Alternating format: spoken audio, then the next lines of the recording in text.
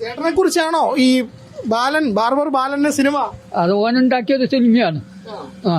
നമ്മളെ ഓർമ്മ വിട്ടുപോകണ്ട വിചാരിച്ചിട്ടുള്ള ഓന്റെ സ്വന്തം ഇഷ്ടത്തിലൊരു സിനിമ ഇട്ടതാണ്. കൊട്ടോട് ജംഗ്ഷനിൽ കുഞ്ഞിരാമേട്ടന്റെ ബാർബർ ഷോപ്പുണ്ട്.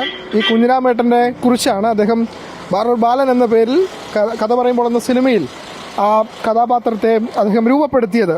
ശ്രീനിവാസൻ ഇവിടെ വരുമായിരുന്നോ? വരൂ, നമ്മള് പ്രധാനപ്പെട്ട സുഹൃത്താ. ഇവിടെ വന്ന് മുടിവെട്ടാൻ വരുമായിരുന്നോ? അന്ന് വരൂ, മുടിവെട്ടി എല്ലാം വരും.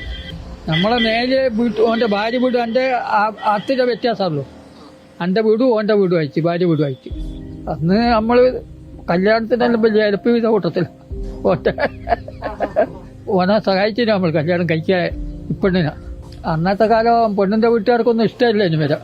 നമ്മളെ ഹെൽപ്പ് പകുതി നമ്മളിത്തെ കത്തെല്ലാം തരിക, നമ്മളങ്ങനത്തേക്ക് ഓളാട. അന്നേ ഓളെ വീട്ടുകാർക്ക് ഇഷ്ടമല്ല, ഈ കല്യാണത്തിനെ ഇഷ്ടമല്ല അന്നത്തെ കാലം. പിന്നെ ഇങ്ങോട്ട് വരാറില്ലല്ലേ? വരുന്ന കുറെ കാലം വന്നു, ഇപ്പൊ വരാണ്ടുള്ളൂ. വരുത്തലുണ്ട്. സമപ്രായക്കാരാണോ? ഒരേ വയസ്സാണോ? ഓനെക്കാളും കുറച്ച് വയസ്സ് ചാച്ച എനിക്കുണ്ടാവും. എത്ര വർഷമായി ഇവിടെ? ഇവിടെ ഒരു 50 വർഷമായി പോയി. ഏതാണ്ട് 50 വർഷത്തോളമായി ഈ ജോലി ചെയ്യുന്നു. ശ്രീനിവാസനുമായിട്ടുള്ള അടുപ്പം, ആ ഒരു അനുഭവം പരിചയമാണ് ബാർബർ ബാലൻ എന്ന കഥാപാത്രത്തിലേക്ക് ശ്രീനിവാസൻ എത്തിച്ചത്.